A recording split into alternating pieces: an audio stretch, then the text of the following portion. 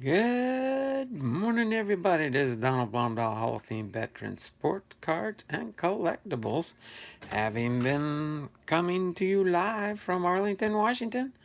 Hopefully, you all are ready for a wonderful day in the neighborhood. Sorry, maybe I sound like Mr. Rogers now. Hopefully, everybody's having a good start to your week. It is my Monday, your Tuesday, and we're ready to have more fun again this week. Looks like so far nobody has popped into the live stream. The Bibster of all things wax pack. Yeah, I saw your two earlier chats there, Bibster. 12 degrees here with a wind chill. I'm cold, brr. When I'm cold, I want to look for baseball cards. The Bipster of all things wax packed. I am cold, 13 degrees. The Bipster of all things wax packed. Wind chill. You might be the only person with the early entries there in the first 2 minutes there, Bipster. As soon as my uh, as soon as my computer timepiece says 10:02, the free entries will end for this morning. So far, Bibster's got 3.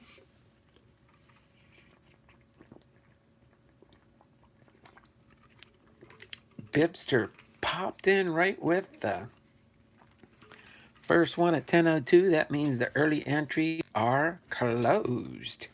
So let me get Bibster into the wheel of names for the first 4 entries for today. Don't have a lot to do today. I was sorely disappointed with the weather and the postal service. I don't know what happened with the post office.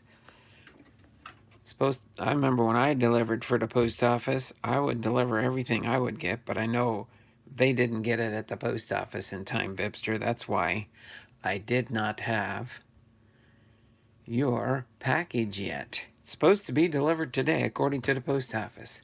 I should be getting about 3 packages today. I did get 1 package yesterday, but that was, oops, sorry about that. I just messed that one up, didn't I?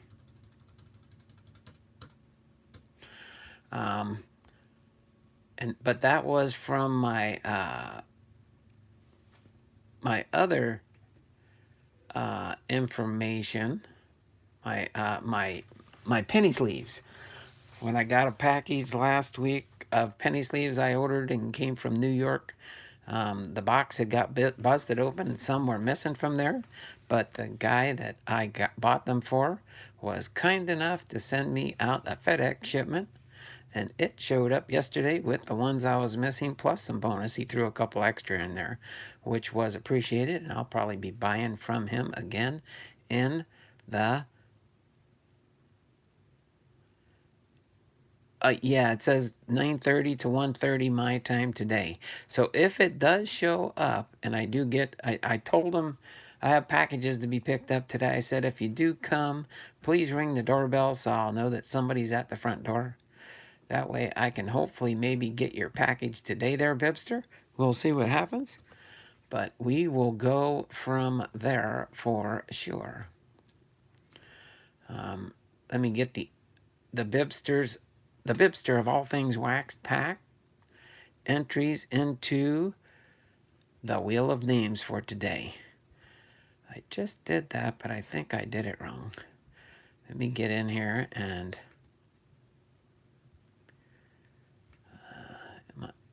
should have reset my router. Okay, now it's... oh, here, I'll just get the 4 right here. All right, Command C. Let me paste it into the listing here.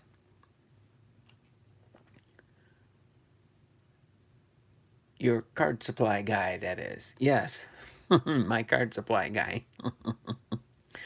All right. Now, if I could get my computer to act right with me, We'll shoot for 1010. We'll do our content at hand. Denny McLain's baseball player biography. And the plus question mark, question mark, question mark, to be determined is still to come.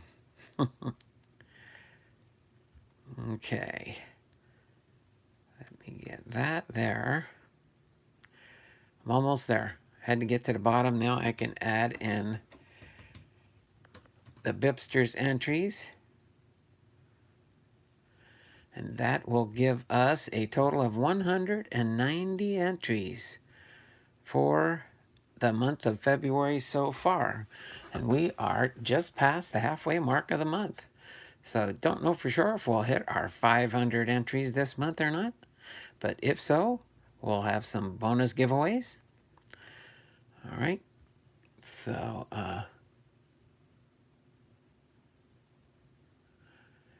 you might be. I know a little bit of a backstory about Denny McLain. I'm sure the Bipster does too. He could probably tell some behind the fern stories about Denny McLain, maybe. We'll see what we find out in his biography.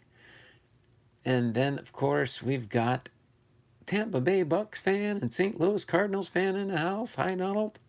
And we've got Big Rays, ball cards, and auctions is in the house. And everyone. All right. But we are. So I got your 4 free entries in there, Bibster, for making it into the live stream in the first 2 minutes. I did go live at 10 o'clock, and 10:02 the entries stopped. So the free entries are already recorded in the Wheel of Names. And in just a second here, we'll chit-chat for a couple more minutes, and we will get into the biography for Denny McLain. All right. So other than that, I don't really have anything on the docket for today. I'm thinking tomorrow. I've got 2 different sets of a different product. I think I'm going to highlight one of those sets, probably the smaller of the 2. And then we'll save the other one down the road for another time. But pretty soon I'll be getting into previewing my 2020 complete baseball card sets. This is the first year I did. In 2020, it's the first year I per se collected more than one set of a current year. Everybody knows I did my Topps sets all the way through 2020, and you'll have to wait till the end of 2021 for me to preview the 2021 baseball card set, considering the fact that I'm not planning on buying much 2021 boxes to open up. And last year was the first time I ever opened a case on the channel. So that was my first and last shot at doing that due to finances. If somebody wants to send me a box to break on my channel, I'll gladly open it. Or if somebody wants to sponsor a box, I will gladly get it and open it up and send you the cards for the cost of the box. I'm not going to be buying anything this year. My wife retires in 2 weeks, and then we're going to be on retirement row. We will be on a limited budget for sure.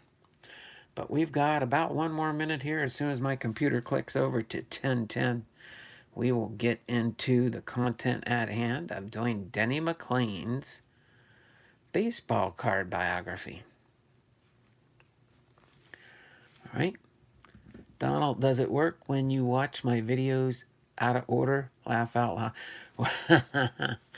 Thanks, Bibster. No, I wasn't paying attention, and I was thinking I was watching the right one, and then I was like, wait a minute.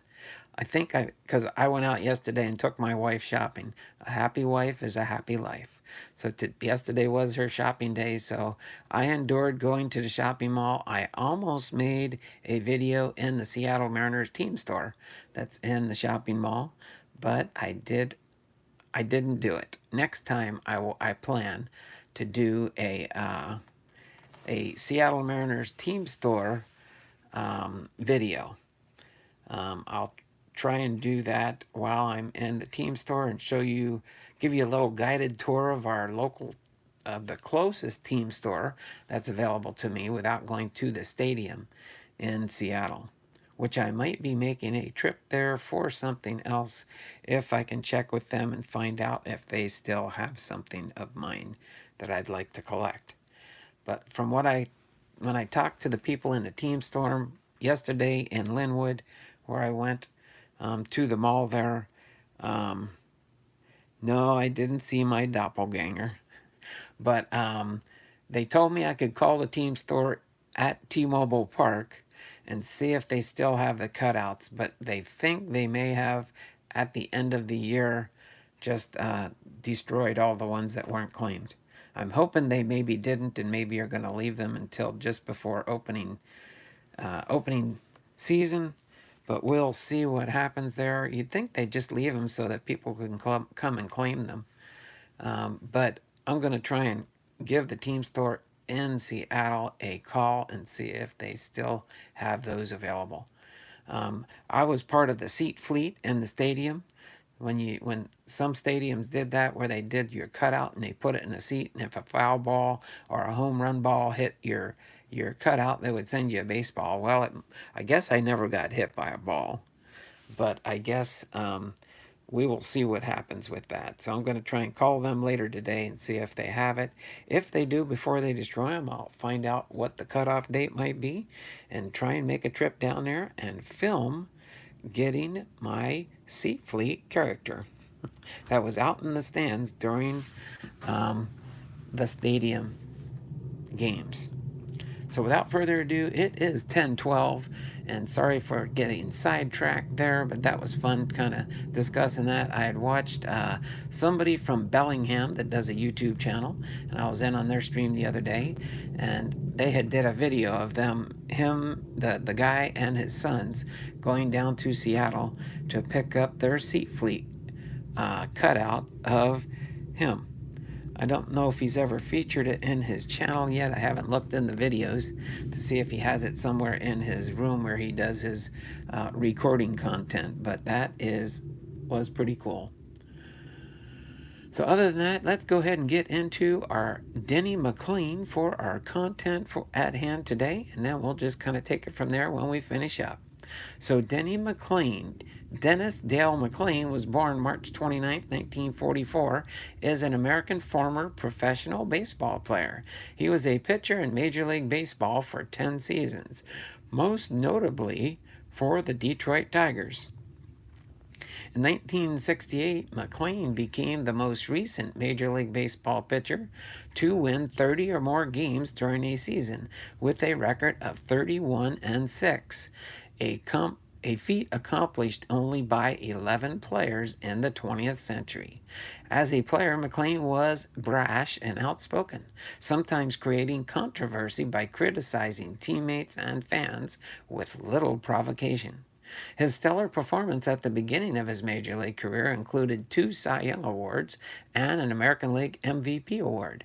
His success in baseball stood in marked contrast to his personal life, where he associated with organized crime and was eventually convicted on charges of embezzlement, after which he served time in prison. His professional playing career, the rise to stardom. McLain was born in Markham, Illinois, and attended Mount Carmel High School in Chicago, where he played on the baseball team as a shortstop and pitcher. As a teenager, he met his future wife, Sharon Bordeaux, the daughter of Major League player Lou Bordeaux. McLain was also musically talented, learning to play the organ from his father. Upon his graduation from high school in 1962, McLain was signed by the Chicago White Sox as an amateur free agent and was assigned to play with the Harlan Smokies of the Appalachian League. McLain had a spectacular performance in his minor league professional baseball debut, throwing a no-hitter and striking out 6 team batters in a game against the Salem Rebels on June 28th. After just 2 games with the Smokies, he was promoted to the Clinton Sea Sox of the Midwest League, where he posted a record of 4 wins and 7 losses. At the time, players with 1 year of service in the major leagues were subject to draft if they were not called up to the major leagues. The White Sox left McLain in the minor leagues, and he was selected off waivers by the Detroit Tigers on April 8, 1963. He progressed swiftly through the Tigers minor league system, jumping from Class A Duluth Superior to Class A Knoxville during the summer. The Tigers saw enough promise that they decided to advance him all the way from Class A to the majors, and he made his major league debut on September 21st, 1963, at the age of 19. His debut against the Chicago White Sox was almost as impressive as his minor league debut, holding the White Sox to 1 earned run on 7 hits. He also picked off 2 base runners and hit a home run, which was the only home run of his major league career. McLain is one of only 6 teenage pitchers to hit a major league home run since 1920, a list that includes Hall of Famers Don Drysdale and Jim Palmer. McLain began the 1964 season with the Syracuse Chiefs of the International League, but was called back to the major leagues in early June and ended the season with a 1-loss record of 4-5. He then played for the Maguez Indians in the Puerto Rico Baseball League, where he posted a 13-2 record and helped the Indians win the league championship. He was called back to the majors in 1965 and continued to pitch well for the Tigers. On June 15th, McLain set a major league record for relief pitchers when he struck out the first 7 batters he faced after entering the game in the first inning to relieve starting pitcher Dave Wickersham. He ended the season with a 16-6 record, a 2.61 earned run average, and 192 strikeouts, the 3rd highest strikeout in total in the American League behind Sam McDowell and teammate Mickey Lolick. Although he had a curveball and a changeup, he relied mostly on his fastball to get batters out. In 1966, McLain had a 13-4 midseason record and earned the role of American League starting pitcher in the 1966 All-Star Game, where he threw just 28 pitches to retire all 9 batters that he faced. He finished the season with a 20-14 record with a 3.92 earned run average. In 1967, the Tigers hired former Major League pitcher Johnny Sain as their pitching coach. Sain helped develop McLain's pitching skills and taught him the psychology of pitching. The 1967 season was memorable due to the tight 4-way pennant race between the Tigers, the Boston Red Sox, the Minnesota Twins, and the Chicago White Sox. McLain finished with a 17-16 record and a 3.79 earned run average, but was winless after August the 29th. On September 18th, McLain reported that he had severely injured 2 toes on his left foot, saying that he had stubbed them after his foot had fallen asleep. Going into the final game of the season against the California Angels, the Tigers needed a victory to force a 1-game playoff with the White Sox for the American League pennant. McLain pitched ineffectively in the final game, and the Tigers lost to finish the season 1 game behind the Red Sox. Pop in the chat here. Nothing new, it looks like. So let me continue. Let me do a refresh here real quick. All right, the year of the pitcher. 10 games into the 1968 season, the Tigers were in first place, having won 9 consecutive games after losing the opener. McLain made controversial statements in early May by criticizing Detroit fans for being the biggest front-running fans in the world, and he continued to win games at a remarkable pace, registering his 29th victory on September 10th. On September 13th, he appeared on the cover of Time. On September 14th at Tiger Stadium, McLain pitched the Tigers to a 5-4 victory over the Oakland A's in front of a nationally televised audience to become Major League Baseball's first 30-game winner since 1934. Dizzy Dean, the previous 30-game winner, was on hand to congratulate him. After the Tigers clinched the 1968 American League pennant, McLain added to his penchant for notoriety while pitching his 31st and final regular season victory in a game against the Yankees on September 19th.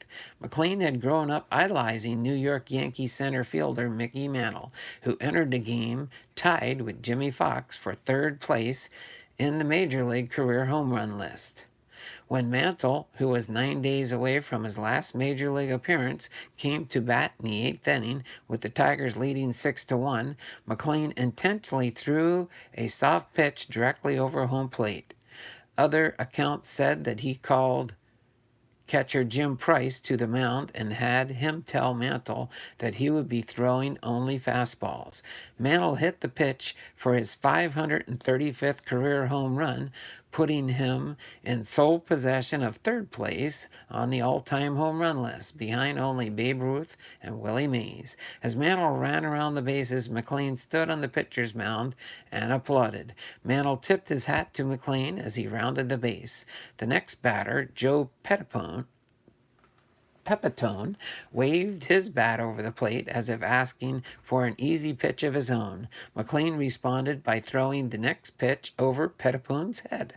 After the game, McLain smilingly denied that he had served up an easy pitch for Mantle to hit.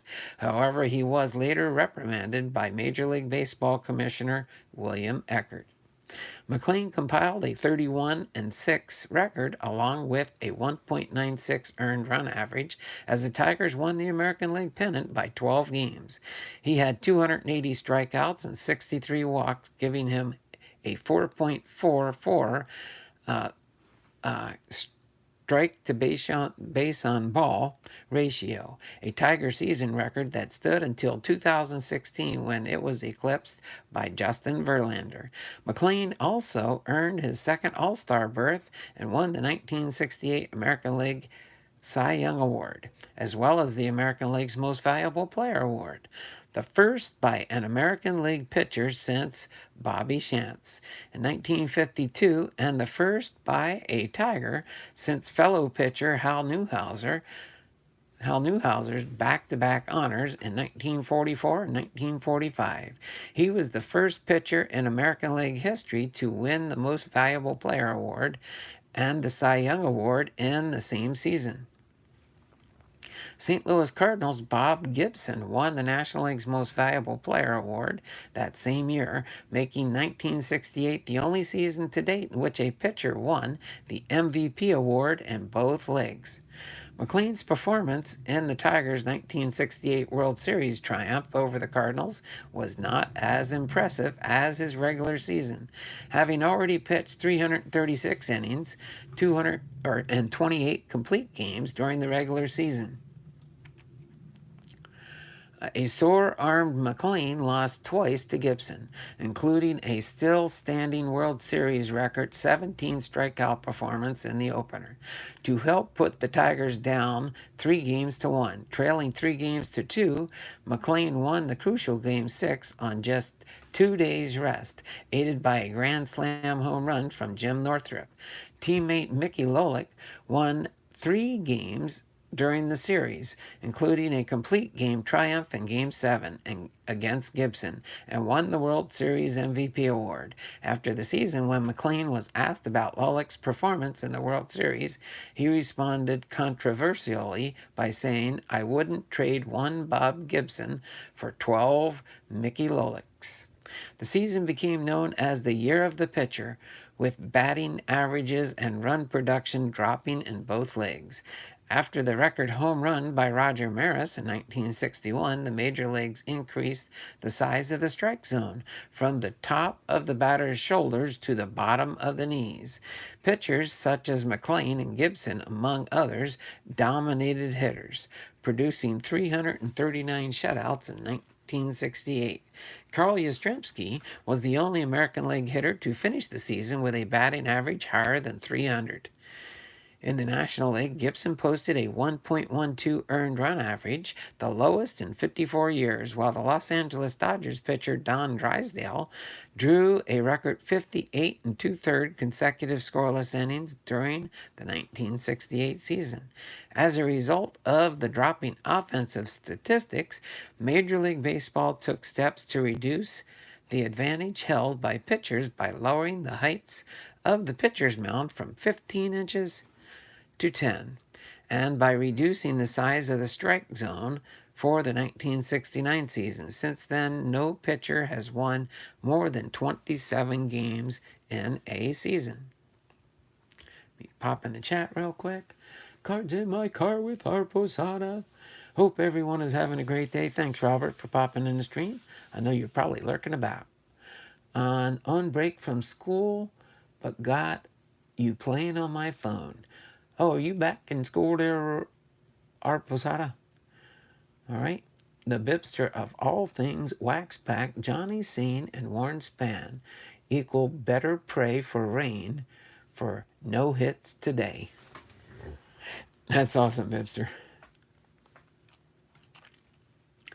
All right. Let me refresh the chat there and continue on. The High Life is the next part of the bio here. McLain's success on the playing field led to endorsement opportunities from Hammond Organ Company. He also made musical appearances in Las Vegas. He was invited to appear with his musical quartet on The Ed Sullivan Show, along with his World Series opponent and guitarist, Bob Gibson. McLain also made appearances on The Steve Allen Show and The Joey Bishop Show. He also released 2 albums on Capitol Records, Denny McLain and The Organ in 1968, and Denny McLain in Las Vegas in 1969. In January 1969, McLain was selected as the Associated Press Male Athlete of the Year. He created more disruption when he was named as the starting pitcher for the American League in the 1969 All-Star Game in Washington, D.C., but missed the start of the game because of a dental appointment in Detroit. The appointment was scheduled for Wednesday the 23rd, the day after the All-Star Game. But because of a rainout on the scheduled date, the game was played on the 23rd. McLain was a nonconformist and liked to play by his own rules. He had learned to fly and purchased an airplane. Having kept his dental appointment, he flew himself to Washington, arriving at the game during the second inning. He pitched in the 4th inning, but by then the National League had already built a 9-2 lead. McLain created more dissension when he clashed with the Tigers manager, Mayo Smith, over the latter's role of the firing of Johnny Scene as the team's pitching coach. Despite the troubles, McLain had another productive season in 1969, winning 24 games and a second consecutive Cy Young Award, tying with Baltimore's Mike Kuehler, marking the first time 2 players shared the award. It was the last award of his major league career. The downfall. In February of 1970, going to school for health IT. Oh wow, that's interesting. My daughter is considering going into the health systems IT department also. It's all online. Yeah, you could probably do that all online, I think.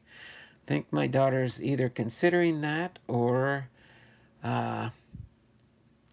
some other avenue in the medical field, but she's been doing medical since she graduated from high school and went through her schooling to become a medical assistant. She likes the surgeon she works for in Bellevue. They do reconstructive surgeries.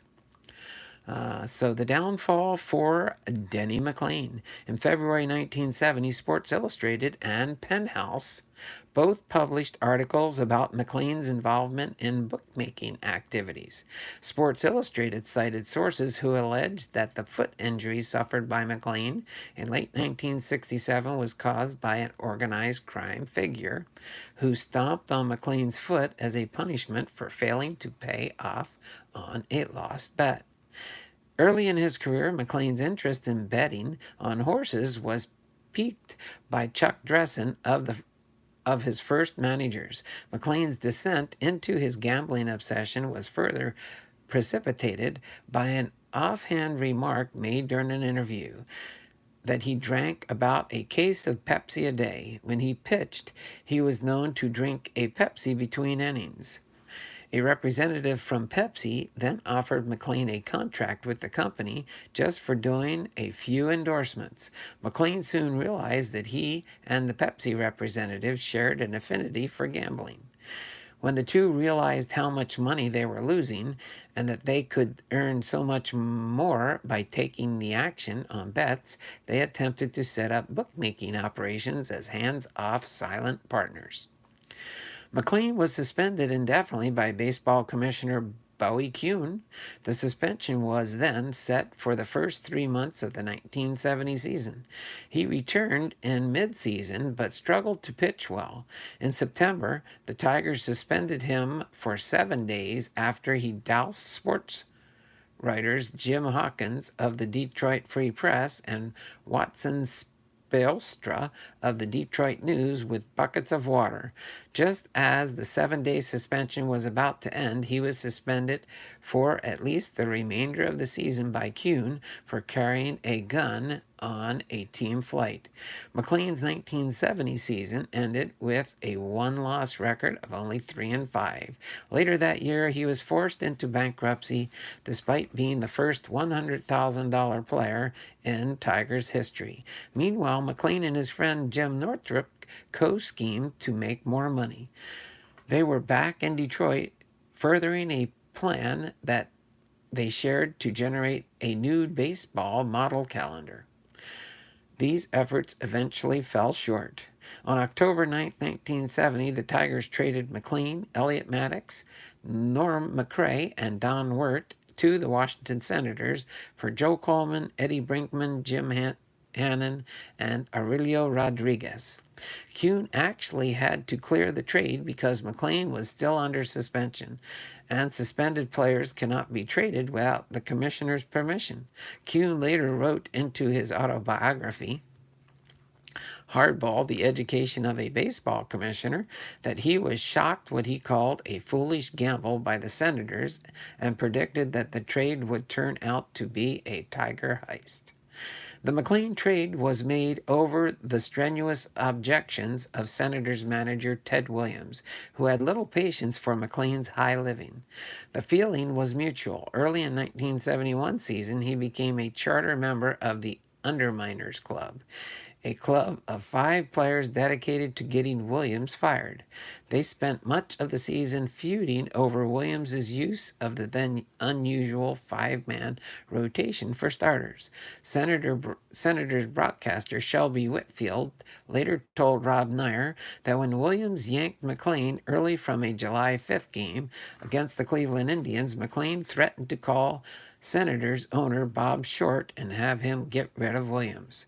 By this time, McLain had serious arm trouble, inadvertently made worse by the numerous cortisone shots he took for his sore arm. As a result, he essentially stopped throwing fastballs midway through the 1971 season.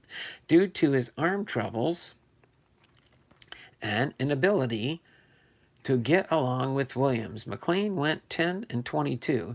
He thus earned a dubious distinction of going from leading his league in wins, tied with Mike Kuehler with 24 wins in 1969, to 2 years later leading his league in losses.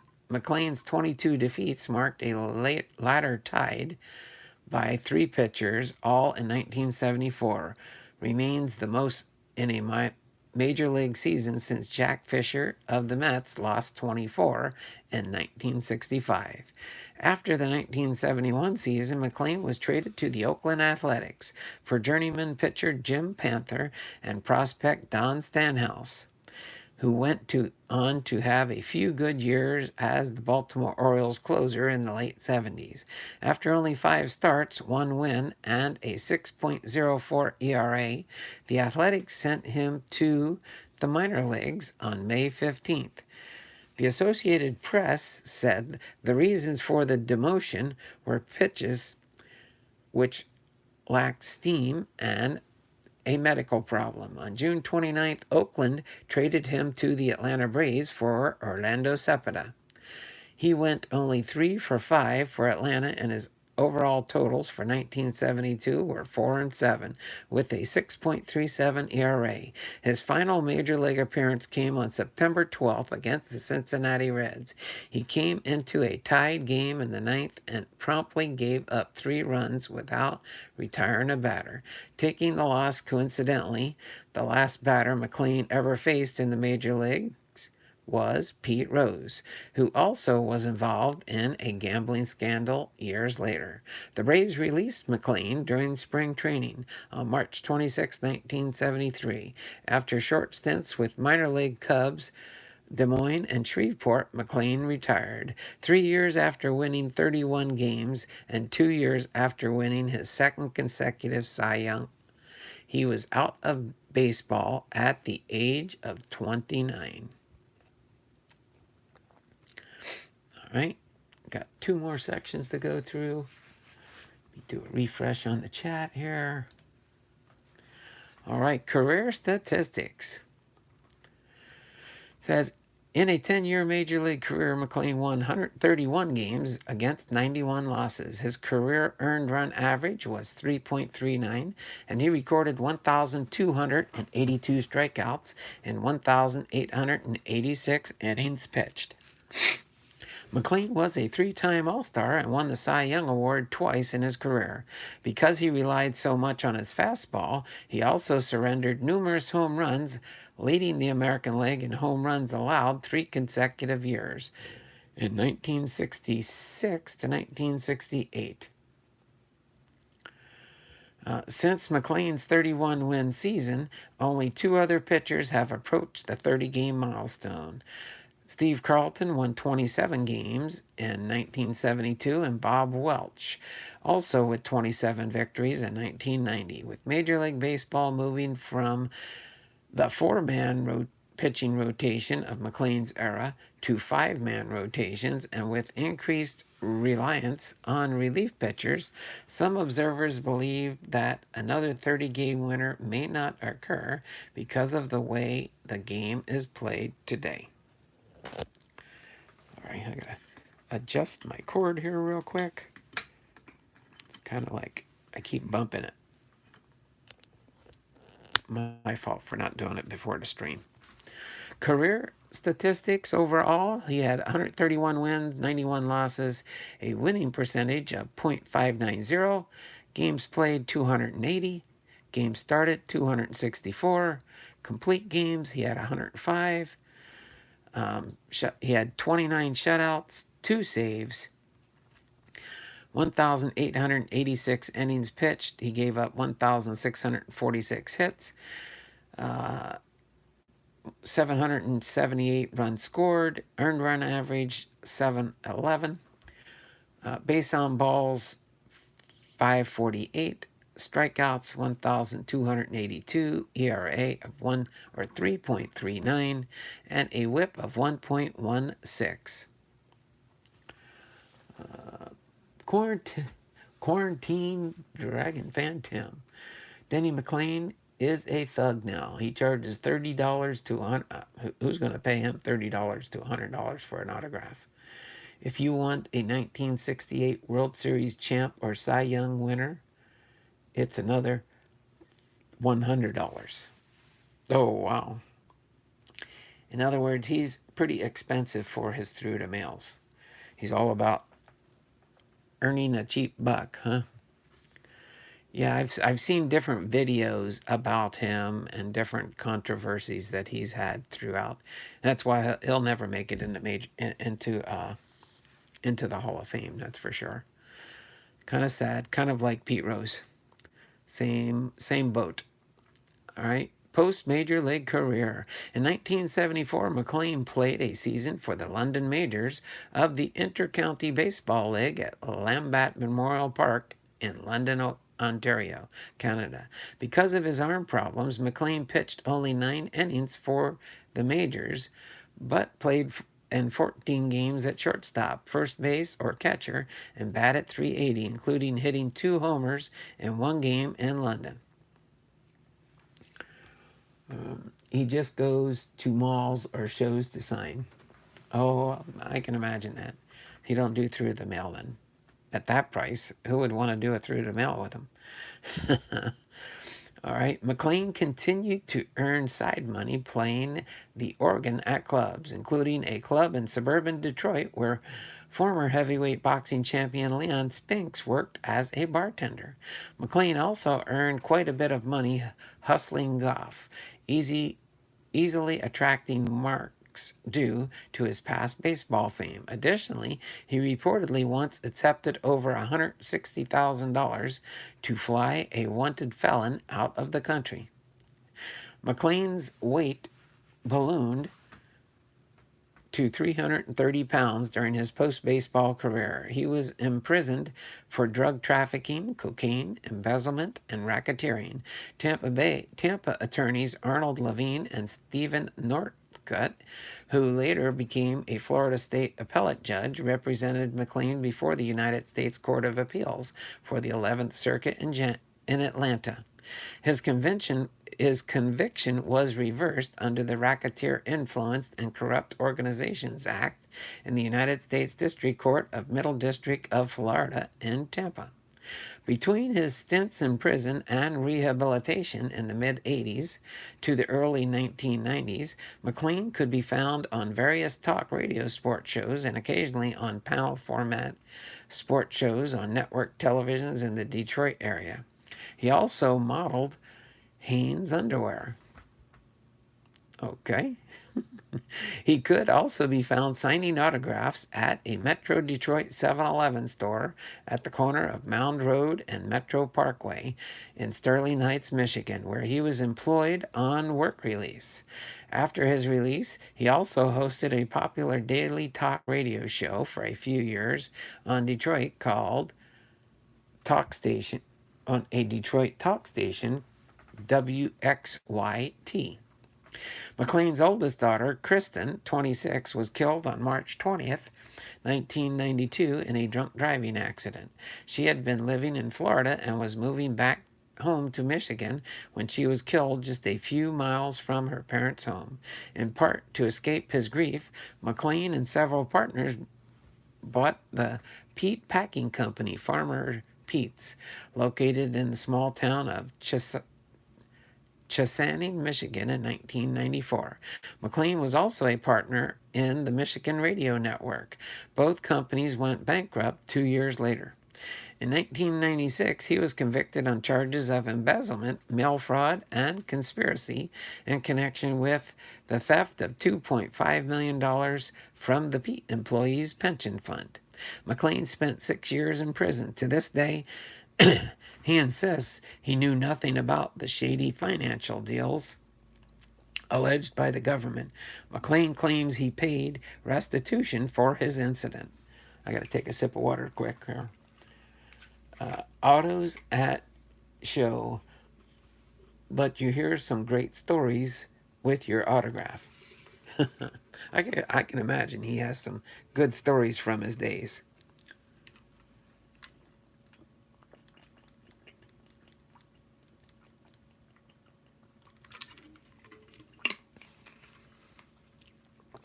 Few more sections here and we'll be all finished up. All right. During the Detroit Tigers 2006 playoff run, McLain was the baseball analyst for Drew and Mike on WRIF radio in Detroit. In 2007, McLain released his autobiography, Told You I Wasn't Perfect, co-authored by longtime Detroit sportscaster and author Eli Zaret. Prior to that, McLain and Zaret hosted a sports television show together in Detroit.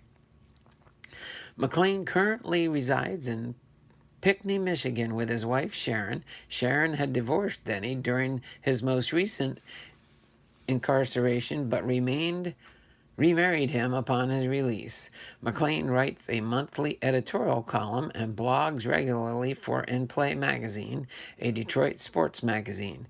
Kevin Costner's character in 2005, The Upside of Anger, was partially based on McLain and also partly on Kirk Gibson and another Tiger of World Series note.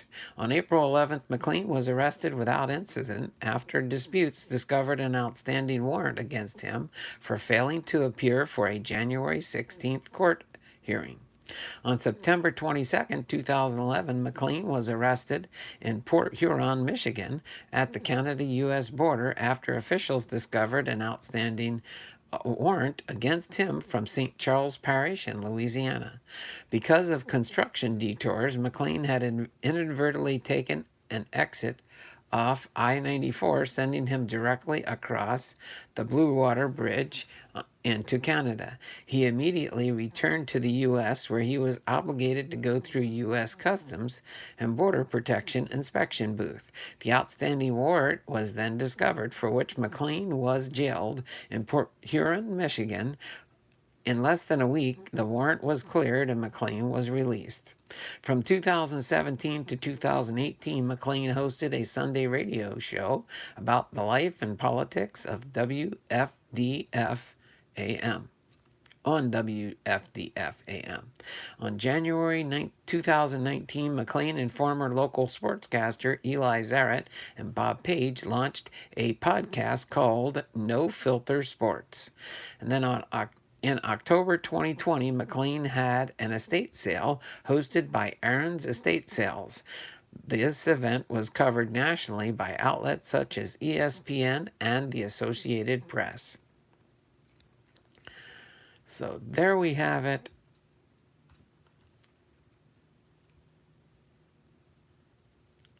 The biography for Denny McLain. Hopefully you all enjoyed that information about Denny McLain. The reason he is a thug now is because of his daughter's death. Yeah, it probably messed him up a little bit, probably. Made him into what he is today, unfortunately. But sometimes that happens. Things happen, and you never know for what reasons. But the man in charge up above knows what's going on. Kevin's card collecting is in the house. Kevin, how you doing? Thanks for being here. Chest and knee, head and shoulders. Just got my package. Thank you, sir, for introducing me to the blue tape. Who are you talking about? Whose package did you get? Good morning. It was a $15 entrance fee to the auction. Oh, it was a 50. Yeah, I saw the video come up when I was looking, when I posted my live stream for today about Denny McLain, but I did not. I'll probably go back and watch that video that they did for his estate sale. I guess he was in dire needs of getting some more money. He wasn't getting enough money from people signing autographs for people, probably. I know I wouldn't be paying that much for an autograph. But you never know. Oh, the package from you. Oh, my pack. Yeah, I do use some blue tape sometimes. It's better than using Scotch tape. It's a lot less messy and easy to take off top loaders and things of that nature. So, other than that, let me do a refresh on the chat here, and let's see. Let me just I think it's probably way too early unless they just decide to drop off some packages first. But let me just go downstairs quick and see if the mailman might have shown up without ringing the doorbell. No, I didn't get it, but sometimes I do get my notifications late too. Let me just check my phone real quick here.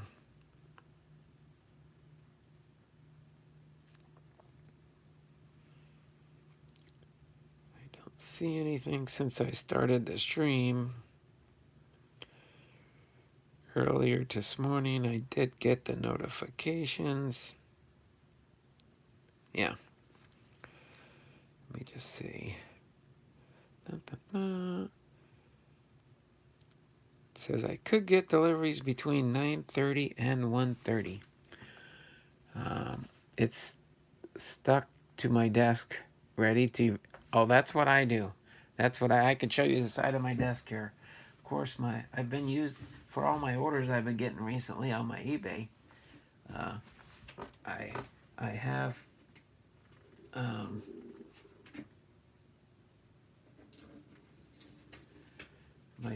my blue tape isn't necessarily getting short in supply because I do have a big two rolls of blue tape, but I use the reusable stuff first. I do use the reusable blue tape first before I start taking off my roll of tape. But I'm just sorry. Sometimes I can get sidetracked easy. But other than that, because I didn't get any my family milk all packages in yet, my one from the Bipster is probably going to keep me busy for the rest of the month, I think. Possibly at least until my sale, would be my guess. But other than that, if you guys do get a chance, I do have my 77 cents auctions up on eBay. Thummies up, thummies up, thummies up for me. It's stuck to my desk, ready to reuse. That's 2 years ago. He did a signing at a Coney Dog restaurant near me, and 2 people went. Well, of course, why not? 2 people. They just probably wanted to see him. I wonder if they even paid to get an autograph. Padres for a World Series in 2021. Ring that bell. That's for the 3 bell rings that Bipster put on there with the 5 thumbs up. No, we have 7 thumbs up now. It's a possibility, baby. Okay, hold on a second. I'm going to go check my front door just to see.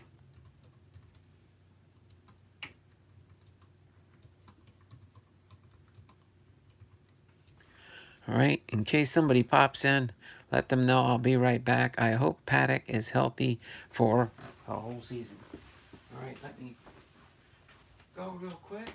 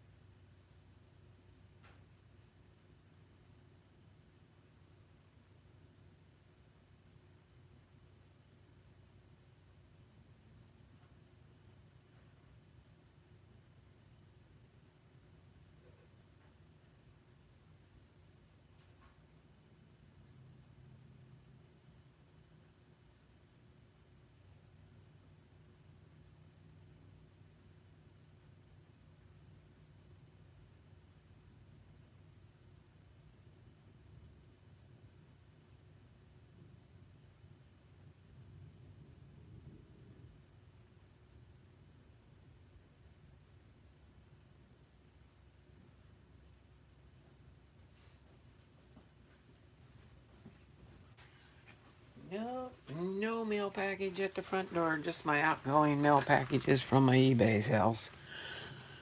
Oh, by the way, I just did finally sell. That the Bibster says. Where'd I leave off? Where I said be right back. I hope Paddock, me too. Donald has called a 30-second timeout. There we go. That was about 30 seconds, I think. I went down, looked at the front door. My packages haven't been picked up yet. No packages have been dropped off yet. No rocket videos for a bit. We've had 60-mile-an-hour winds for the last few days. Wow, 60-mile-an-hour winds. Yeah, your rockets wouldn't do good in that weather. 12 degrees here today. Man, it's cold in the house also.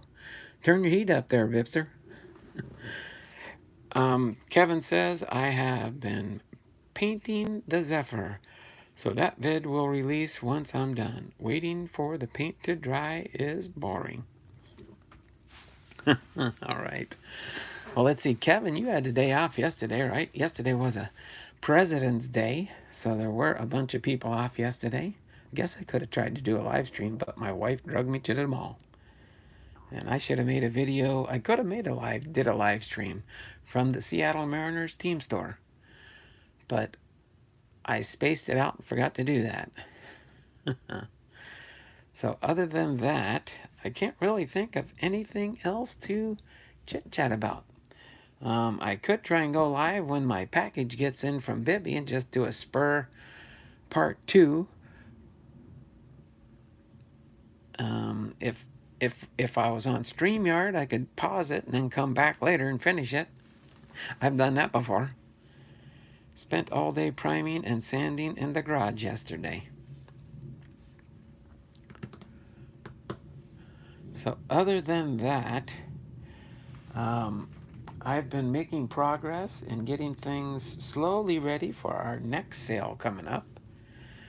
For our next sale, I do have 75 plus a few auctions that did not go last time. I've got actually 81 auctions up on the auction on my eBay channel. Let me do this real quick. I'll give you a link to my eBay channel. How's that sound? Let me go to my store here really quick, and I'll copy and paste the link for my eBay store.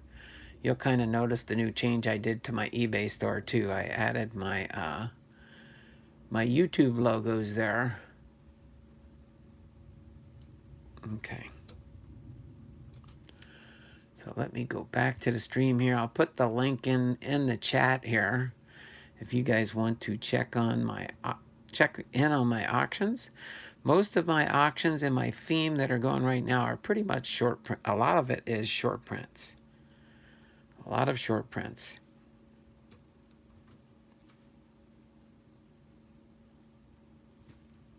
Okay.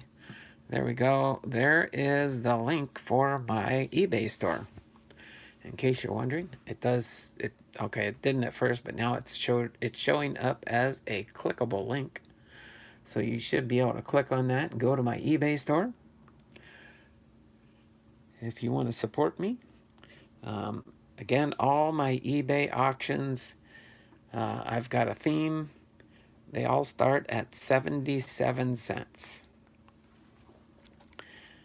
And the reason I do that is I would like to make at least 26 cents off of a card. It's going to cost me 51 cents to send the card to you.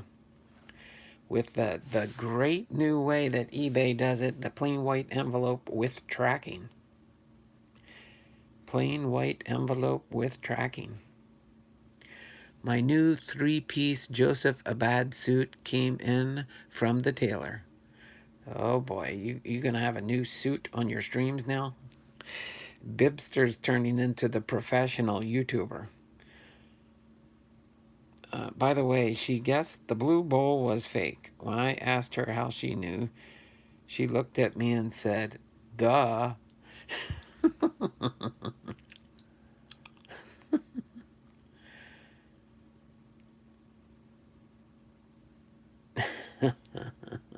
Yes, sir. Oh boy, that was an interesting series there, Bibster, of those videos with the different bowls. I could tell when you did that. Me and my wife have matching crystal lamps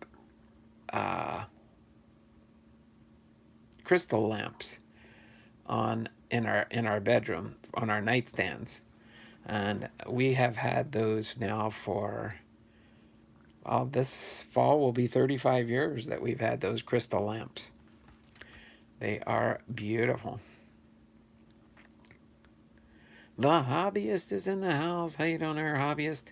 We're just hanging out and chit-chatting here.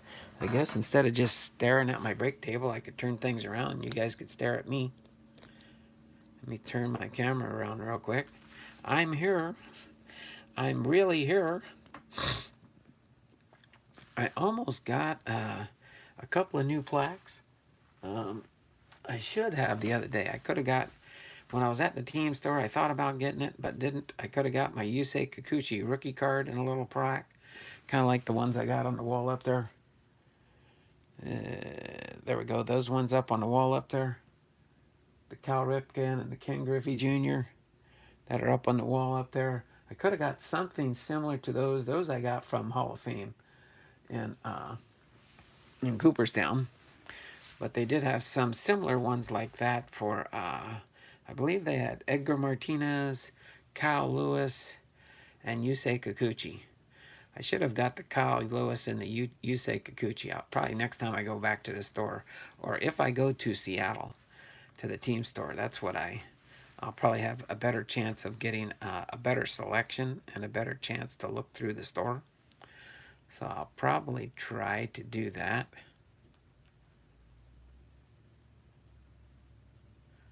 Dun, dun, dun, dun, dun. I went up to 172 subs and then back down to 162. Yeah, when that happens, Bibster, that means they came to your channel, they hit the subscribe button, but they didn't watch a video, they didn't comment to a video.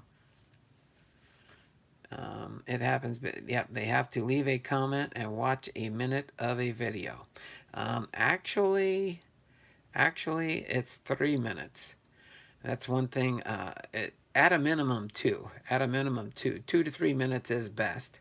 You can maybe get by with a minute, but that's kind of pushing the envelope of, yeah, just watch a minute and you're good to go. What I try and do when I go to a channel is I try to find a short video on the person's channel, usually 5 minutes or less. Like, comment, and subscribe, and then turn on the bell notifications, and that completes the whole process for YouTube. Yep, it happened to me. I was up to 440 that one day, and then I was back to 398. That's because they don't subscribe to the channel the correct way. I lost 9 last night and dropped back below 500. That's why those things happen. People come in and they think, oh, we can help them, we can help them. Just give them that thumbs up on the channel and don't do anything else. Then when YouTube does that nightly purge, they just run a system that goes through to check for the analytics in your channel. And if it's not done the correct way, bye-bye subscriber. I've been slowly climbing up, but yeah, I'll get up to 1.17. And then sometimes the next day I'm down to 1.68. So there went my 1.17, and you'll see me at right now I'm at 1,171 subscribers. I might have got a new one today, who knows. And what you need to do is, if you don't interact with a channel within a year, they also take you off because you're not doing anything on the channel, so they take you off. They unsubscribe you when you're not interacting with channels. So you will lose subscribers that way, but then on the other hand, you'll gain subscribers if you remind them to do it the right way. Thummies up, thummies up, thummies up for me, and the live stream is good. When every 10 people that you get a thumbs up for during your live stream, you get a little uptick of people sending people toward your channel. The higher your likes, the more traffic YouTube sends to your channel. That's why, like on Jab's Family and Quarantine Fan or Dragon Fan Tim, he probably knows from being in Jab's family and stuff. Um, Pretty much that's what Eric does. He gets so many people in his streams that as soon as his thumbs up, I mean he'll mention it once in a while because he forgets to mention it. But when you put those thumbs up, that drives more traffic to your channel by YouTube for the analytics. But then, so you want to get your thumbs up in your stream.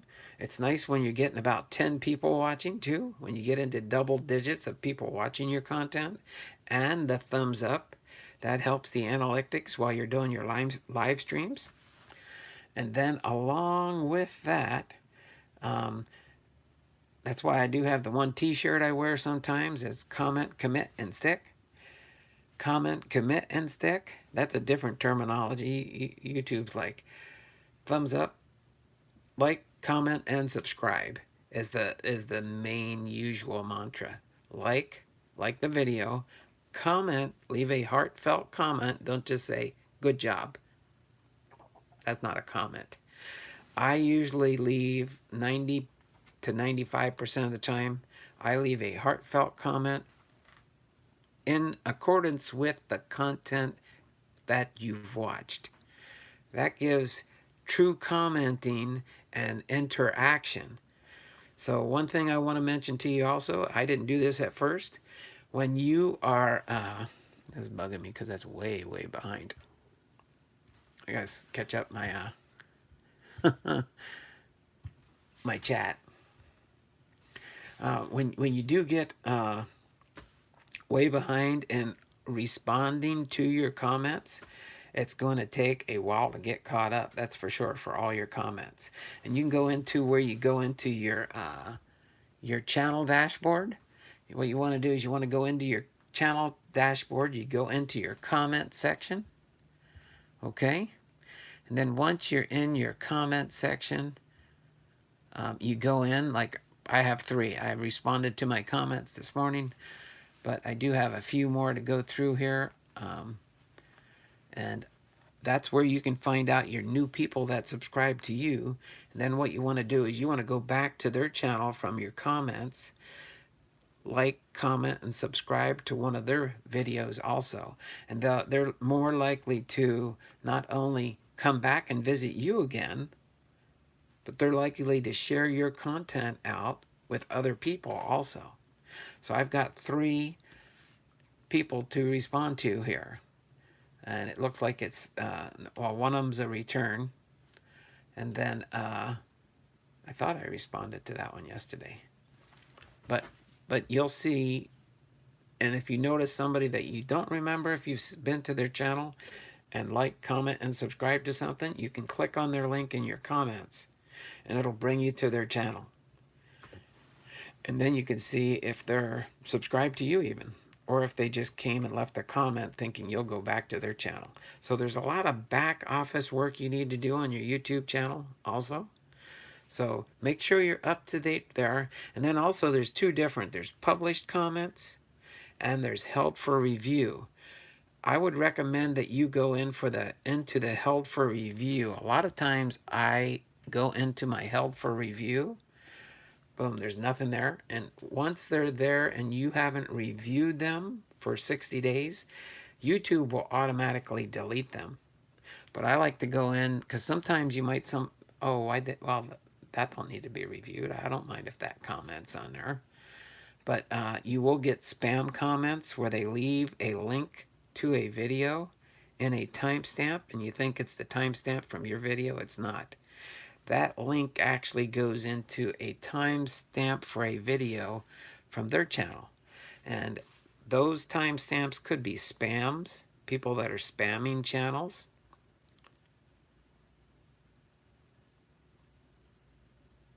Oh yeah, I know. I know that. But well, that's because they have so much interaction on their live streams. They don't have to worry so much about that. And when you do become a big streamer, yeah, it's a lot harder. I'm getting those now, spams, yeah.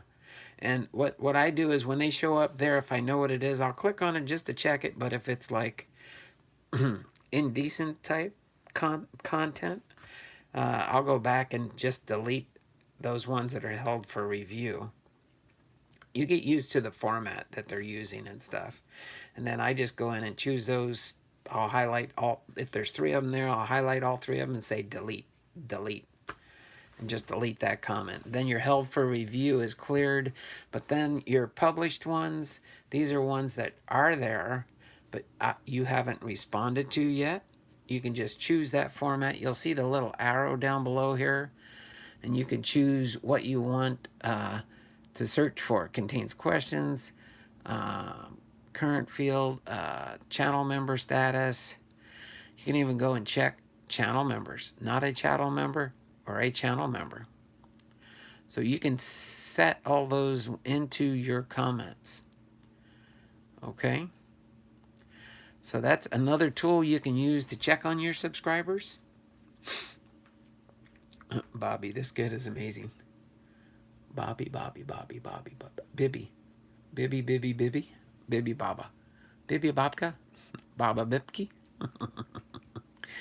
But there we go. Uh-oh. BPS space. I hear what you're saying, Donald, but I doubt that folks like Ethan and Jabs do all that you're saying. Yeah. I'm getting those now spam. Bibby, this kid is amazing. Bibby. What is that? Let me click on the link and see what Kevin's sharing here.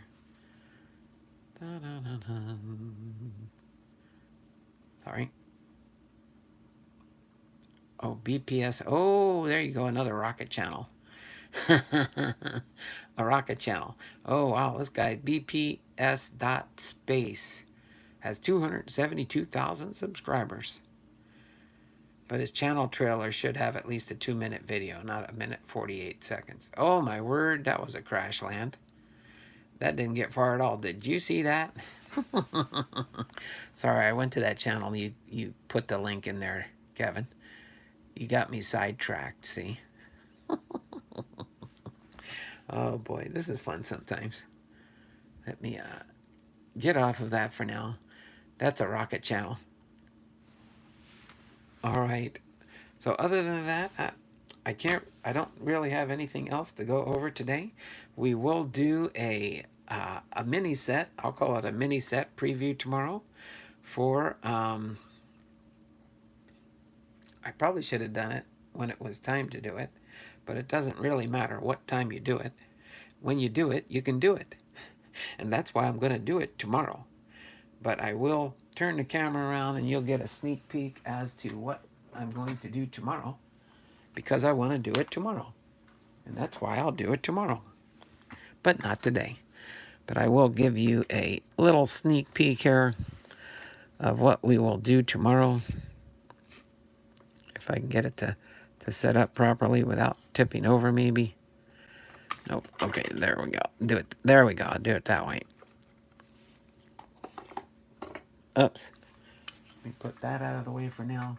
And we will go through, and I don't think I'll read all the backs of the cards, but it would be a neat set to do something like that with, or at least do part of it and then maybe finish the set a little bit later. Yes, I will be doing the Throwback Thursday 8mm show. Sorry. I will be starting that in March. We got 2 more episodes of the Play Ball lecture series. And then my new Thursday will be the 8mm Throwback Thursdays. Matter of fact, let me make a note of that so I don't forget. And the first episode for the Throwback Thursdays will be on the 4th of March. I think I might even call it 8mm Throwback Thursday. It's probably what I will call it.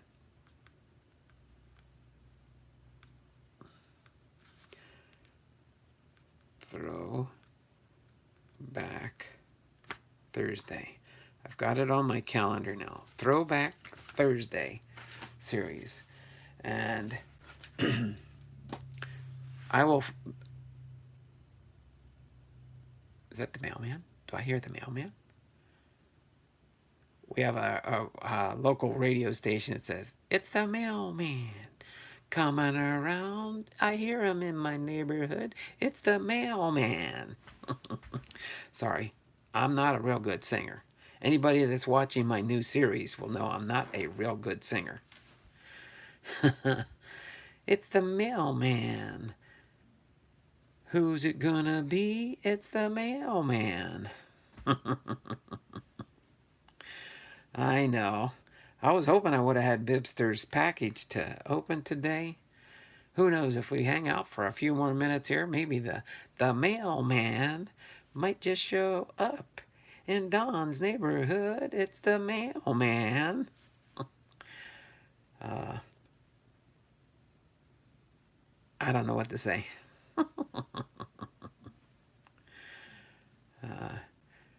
Bibby Bobcats effects were donated to.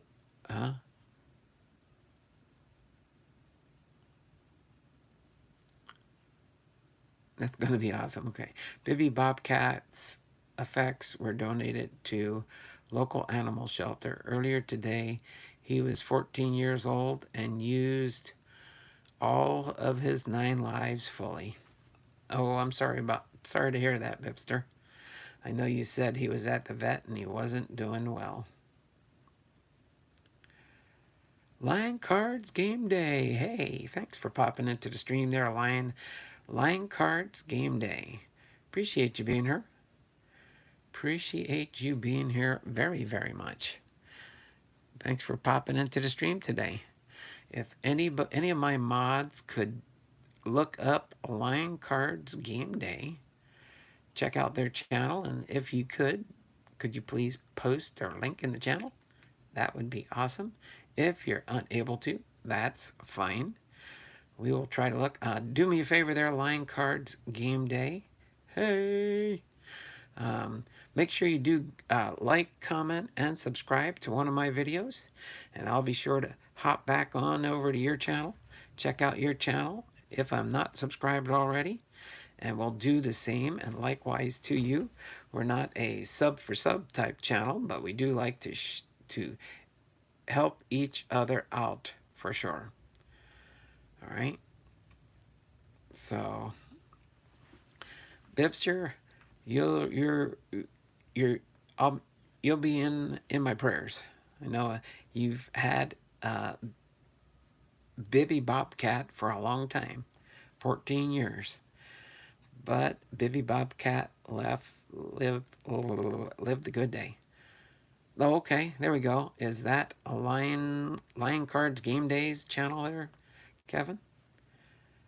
I'm already subbed to you, Lions. Let me just, since I can do it now that the link's in there, let me pop over to your channel real quick. I'm pretty sure I might be, yes. And I'm thinking, yes. Let me go to your videos listing. I'll probably see one of the videos that I've seen.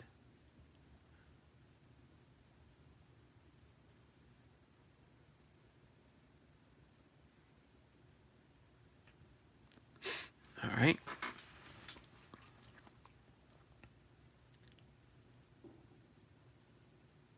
Oh, yeah, I think I've seen this. I've seen your channel there before there.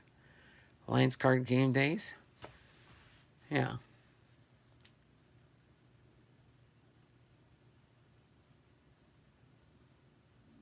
Awesome. Are you more of a football fan, or are you a mix of football, baseball, and all sports? That's cool. I remember popping into one of your videos before here.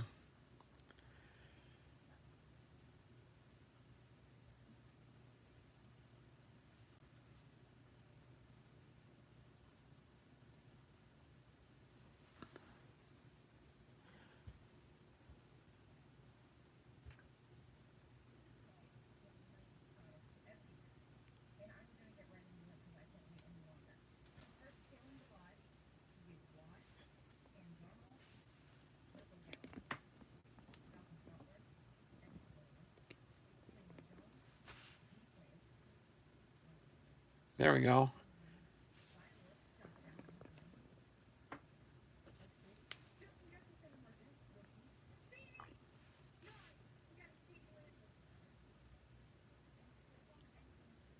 There we go. I'm giving you a little bit of promotion time there, Line Cards Game Day. He must have done a drive-by. Yeah, I know. I don't hear the. Sometimes I can hear the mail truck when he comes in the neighborhood, but I don't. And I haven't got a little alert, so it might have been somebody else. It might not have been the mailman in the neighborhood. It might not have been the mailman in the neighborhood.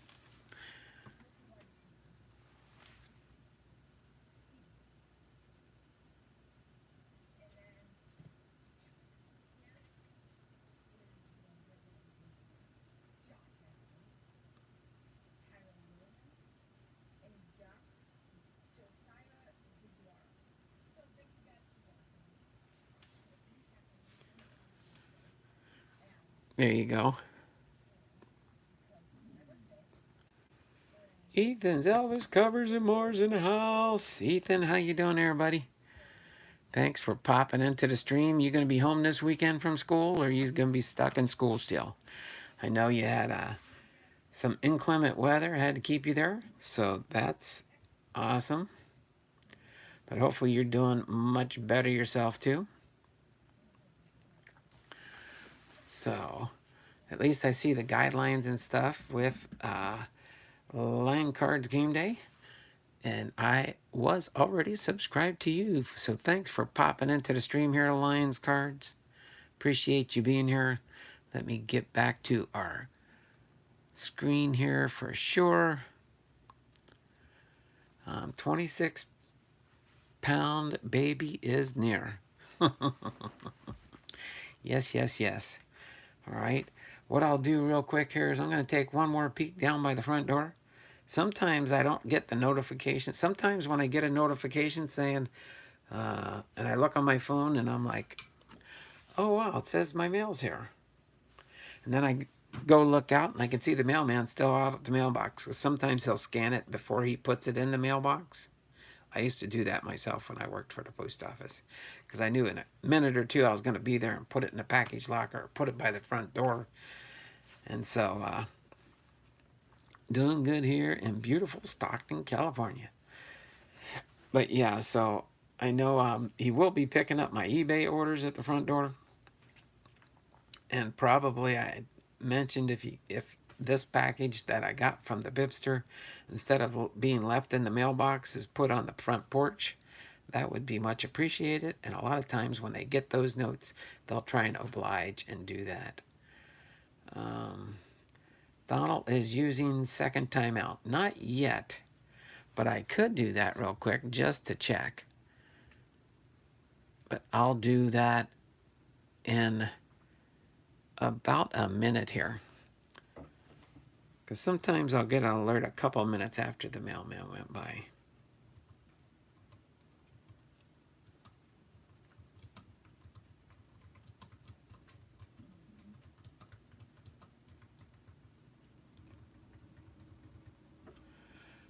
Ethan says, dun dun dun, snow here. Ethan, just outside basking in my 70-degree sun. Sorry, couldn't resist. Hope you're doing good too, Ethan. How much snow? Well, last weekend we had about well over a foot. In our neighborhood, it was probably close to about 1.5 feet. So, but other than that, in about a minute here, I'm going to go down and just do one last quick check. And if not, I will be tomorrow after we preview the mini set we're going to do. Only an inch at my college, but back home it's bad. Ice and no power. Oh no, your parents don't have any power at the house. Ooh, ooh, ooh. All right. But I'm going to be right back in a second here. And then I'll see if that package showed up yet or not.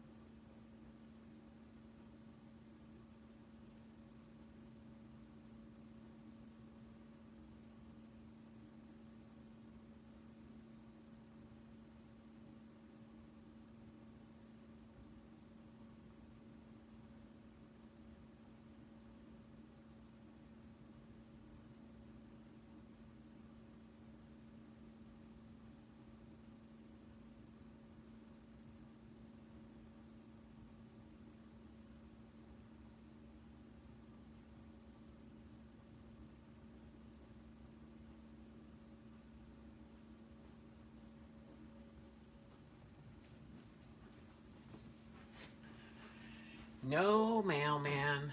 Not yet. Sorry. All right. Well, looks like we'll just work on closing up the stream for today. Oh, my word. I got a $1.99 super chat from Ethan. Appreciate that. Keep up the great work, Donald. Sorry about that. Let me get this over here. Let me get Ethan his 2 entries into the February Wheel of Names. Into the February Wheel of Names. All right, let me get Ethan in here. It got canceled. It was supposed to be last Friday. Oh, okay. That's right. That's right. You were supposed to substitute teach, weren't you there, Ethan? Let me get your 2 entries in here to the Wheel of Names. That will put us up at 192 names into the drawing for the month of February. So thanks, Ethan. Let me get that saved for the month of February. So just in case something would happen. All right, you can probably see the Wheel of Names spinning in my reflection in my in my glasses. But there we go. Appreciate that, Ethan, for that $1.99 super chat. Appreciate it very much. Twitter Pate Kevins, you're welcome. Everyone be sure to enter my giveaway. Oh, yeah. You're doing a new one, aren't you there too, Ethan? Bibby, they would have said what?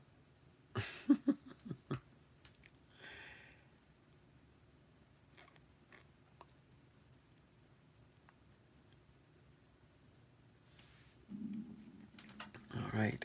So I'm going to go ahead and get ready to, whoops. What did I do there? Oh, my word. Oh, my computer was being goofy. But now it's back on track, I think. There we go. Okay. So other than that, I'm going to go ahead and get ready to wrap things up for today. We're going to get ready. Got an hour and a half. Sometime part of it was just got the link to the giveaway. Let's see. Got the link to the giveaway video, please. What link for the giveaway video? Oh, he must be talking to Ethan. Oh, is that your link there, Ethan?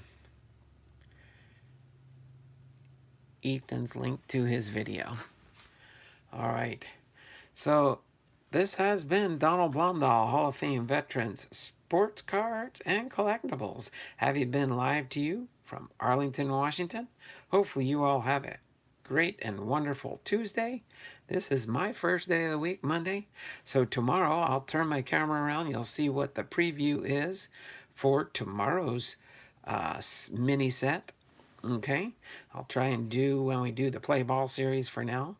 Actually, I'll have probably this set tomorrow and another one next week, and then we'll be getting ready for our throwback, our 8mm throwback Thursday series, okay, which will start the first Wednesday in March, okay?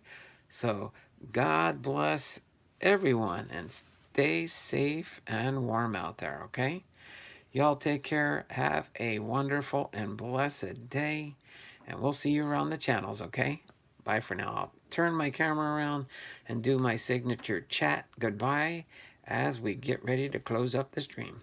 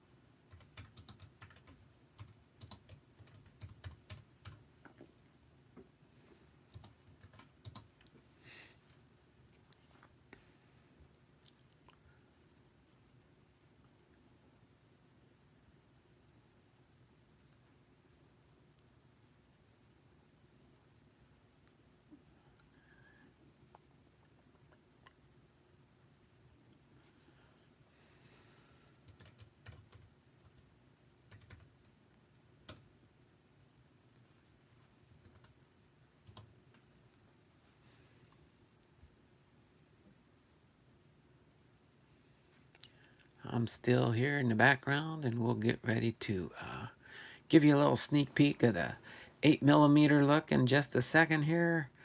I'm making sure I didn't forget anybody. Okay, I've gone back as far as I can in the chat for now.